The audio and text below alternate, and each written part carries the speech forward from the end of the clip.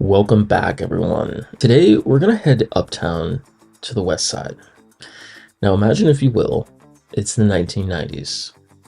The air is thick with the sound of sirens, street drummers, and a melody drifting down from a 42nd story window in Manhattan Plaza. If you guessed it, today we're diving into the 13 Tony nominated powerhouse that is Hell's Kitchen. It's a 13-year labor of love from the legendary Alicia Keys, but as she'll tell you, this isn't just a biography. It's a love letter to mothers, mentors, and the grit it takes to find your own song in a city that never stops screaming. Now, Hell's Kitchen is a jukebox musical with a book by playwright and screenwriter Christopher Diaz. Now, built on the music and lyrics of 16-time Grammy winner Alicia Keys, alongside a semi-autobiographical plot about her upbringing in Manhattan in the 1990s, the musical follows Allie, a rebellious and high-spirited 17-year-old growing up in Manhattan Plaza, a federally subsidized apartment building for artists. Now, Allie feels suffocated by her fiercely protective single mother named Jersey, who is determined to keep her daughter from repeating her own past mistakes. Allie's world then opens up when she hears the sound of a piano drifting through the building. She meets Miss Liza Jane, a neighbor and mentor who teaches her that the piano is more than just an instrument. It's a tool for finding her voice and her purpose. Now, bringing Hell's Kitchen to Broadway was a marathon, not a sprint. A 13-year journey of creative persistence that transformed Alicia Keys' personal history into a cultural phenomenon. The show is far from an overnight success, however. It began in 2011, sparked by Alicia's frustration with the lack of diverse, authentic stories of young women of color on Broadway. Alicia then teamed up with Pulitzer Prize finalist and playwright Christopher Diaz early on. They spent the first 4 years simply sitting at a table in her studio, figuring out how to translate the grit of 1990s New York into a narrative. A major turning point, though, was the decision not to make it a traditional biopic. Alicia didn't want a show about how she became famous. Instead, they focused on a specific high-stakes moment. A 17-year-old girl named Allie, living in the artistic hub of Manhattan Plaza, discovers her voice through a piano teacher. Then came the dream team. Director Michael Greif, known for Rent and Dear Evan Hansen, alongside choreographer Camille A. Brown, turned the city itself into a character through percussive, high-energy movement. Now, before Broadway's curtain could rise, the team faced several significant hurdles. The team fought very hard to distance the show from being seen as a generic jukebox musical. They achieved this by integrating deep cuts and writing new original songs that felt essential to the plot rather than shoehorned in. Then balancing Alicia's real-life memories with the needs of a fictionalized stage drama was a delicate, delicate act. They had to ensure that the character Jersey, inspired by Alicia's real-life mother, felt multi-dimensional, both a strict protector and a vulnerable woman. Essentially, the We See You movement came into fruition during the post-2020 racial reckoning in theater, placing a healthy pressure on the team to ensure that the production was a model of equitable representation, both on the stage and behind the scenes. Now, it's very important to remember that Hell's Kitchen has become more than just a show. It's a milestone for several different communities. For New Yorkers, it's a vibrant homage to Manhattan Plaza, a unique community where artists of all backgrounds have lived for decades.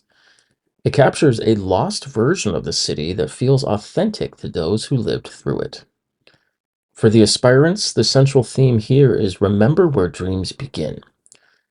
That resonates with anyone moving to or growing up in a concrete jungle trying to find their path.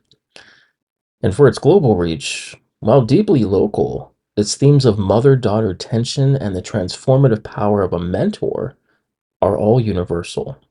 It serves as a reminder that art is a tool for survival. Now, fun fact here, in 2011, Alicia Keys was involved as one of the producers and music composer of the Broadway play Stick Fly by Lydia R. Diamond. Now, although it was critically acclaimed, the play closed due to financial risks at the box office after 24 preview performances and 92 regular performances. In a 2023 interview for Ebony, Keyes explained that she was inspired by a story about a black family in Martha's Vineyard, and that at that time, there was less diversity in so many different ways, particularly in film and television, and definitely in theater. Well, in June of 2023, Keyes announced that she had written her first jukebox musical, Hell's Kitchen, inspired by her own life and career in New York City. Now, according to Keyes, the musical is a love story between a mother and a daughter. And in an interview on Good Morning America, she stated that the play describes the experience of growing up in New York City, really chasing a dream, trying to find who you are, discovering your identity, and ultimately following your heart. Well, before its official Broadway opening, the musical needed its stress test to prove Alicia Keys' 13-year passion project could thrive as a theatrical narrative. So the team decided to open the production at the Public Theater's Newman Theater, becoming one of the most anticipated events of the fall season. And it was originally intended for a limited run, but became an instant sensation, leading to two major extensions that kept it running through January 7th of 2024. Now, the off-Broadway run was where the team fine-tuned the balance between a pop concert and a musical drama. Early reviews noted challenges with vocal mush due to the high-energy percussive sound design and melismatic pop singing.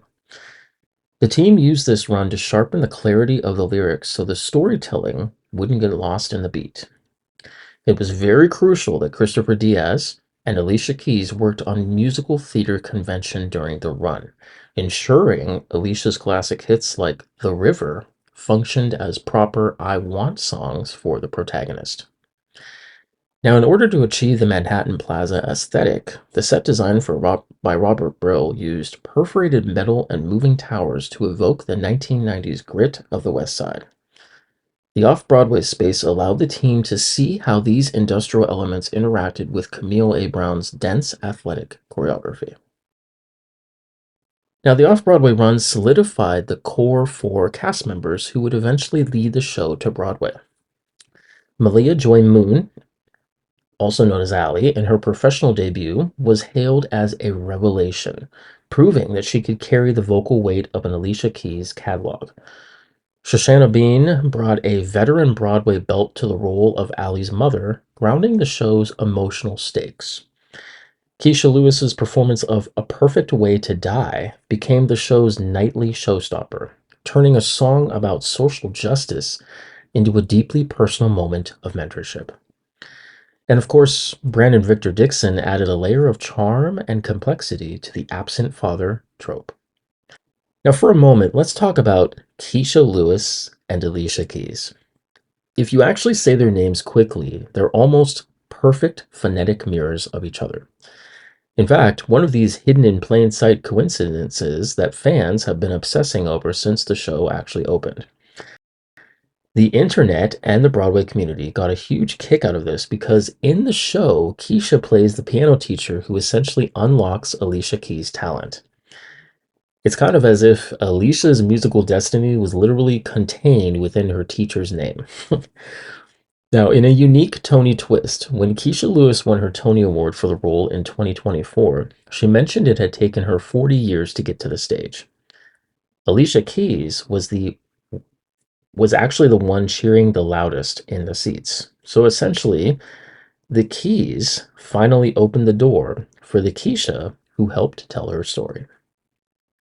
Now, some fans have jokingly pointed out that if you were to merge their names together, you just end up stuttering over the same sounds. I'm going to see a Keisha Alicia Keys Lewis at the Schubert. Well, by April 2024, the Broadway transfer of Hell's Kitchen was a major coming home moment for Alicia Keys. This would mark her final stage of her 13-year journey from childhood memories to the Schubert Theater. And a fun fact here, standing as one of Broadway's most legendary houses, the Schubert Theater is actually located just blocks away from the real Hell's Kitchen neighborhood where Alicia grew up. Now, unlike some transfers that recast for bigger names, Alicia Keys and the producers insisted on keeping the powerhouse core that made the public theater run a hit. Malia Joy Moon, Shoshana Bean, Brandon Victor Dixon, and Keisha Lewis all reprised their roles. For Malia Moon, this marked her official Broadway debut, a rare feat for a young actress to lead a $20+ million production straight out of the gate. Now, the creative team, led by director Michael Greif and choreographer Camille A. Brown, expanded the staging to fill the larger Shubert stage, leaning even harder into the industrial kaleidoscope aesthetic of New York City. The crucial reason the team waited until April of the following year was to set the show up as a frontrunner for the 2024 Tony Awards season. Hell's Kitchen definitely showed its Tony dominance, where it tied for the most nominations of the season, earning 13 Tony Award nominations, including Best Musical. Now, although the musical only won 2 of its 13 awards, unfortunately missing the Best Musical award, those 2 Tony wins became historic wins. Remember that actress making her Broadway debut? Well, Malia Joy Moon won as Best Leading Actress in a Musical, and Keisha Lewis winning Best Featured Actress in a Musical, her first win after 40 years in the industry. I'd say Hell's Kitchen Historic's 2024 Tony Award run is essentially a grand slam for the underdogs. Now, to take a step aside for a minute, in baseball, a rookie stepping up to the plate in the World Series and hitting a walk-off home run is the stuff of legends. Malia Joy Moon winning Best Leading Actress in a Musical in her Broadway debut meant that she basically walked into the major leagues and won a World Series MVP on her first day. She didn't just get on base, she cleared the fences under the highest possible pressure. Now, while the show didn't sweep the Tonys, it showed incredible clutch hitting where it mattered most: the performances. It dominated the female acting categories, taking home both leading actress and featured actress. When the team needed a high soaring play to secure its legacy, its female powerhouse leads delivered every single time. Keisha Lewis's win after a 40-year career is the ultimate baseball comeback story. Hell's Kitchen became her first nomination and first win after 4 decades in the league. Imagine a veteran player who spent 40 years in the dugout and the minors, finally getting called up to the big game and hitting the winning run in the bottom of the ninth. It's the definition of the long game finally paying off. With 13 nominations, the show tied for the most of any show that season, literally leading the league in on-base percentage. Hell's Kitchen had the highest on-base percentage of the year. It was constantly in a scoring position across every category: technical, creative, and performance, proving it was a heavy hitter in every inning of the 2024 season. Now, if you missed either the off-Broadway production or its smash hit run on Broadway, don't worry, because the Hell's Kitchen National Tour has officially become the hottest ticket in the country. After its world-shattering Broadway debut, the production launched its North American tour in fall of 2025 and is currently electrifying audiences in over 30 different cities. The tour itself is designed for the millions who couldn't make it to the Shubert Theater. It positions the tour as not a secondary version, but as the same high-octane experience that took New York City by storm. The tour is currently mid-swing, hitting major artistic hubs, and if you were looking to catch Ali's story, here is where the production is heading next.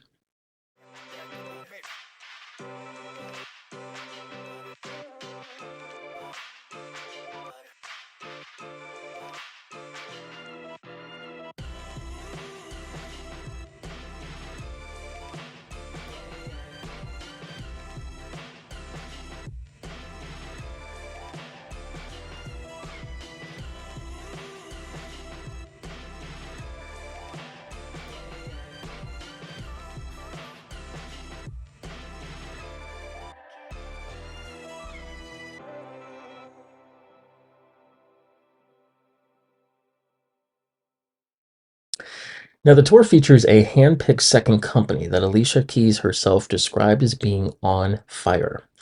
Maya Drake makes her professional debut as Ali. Maya follows in the footsteps of Tony winner Malia Joy Moon.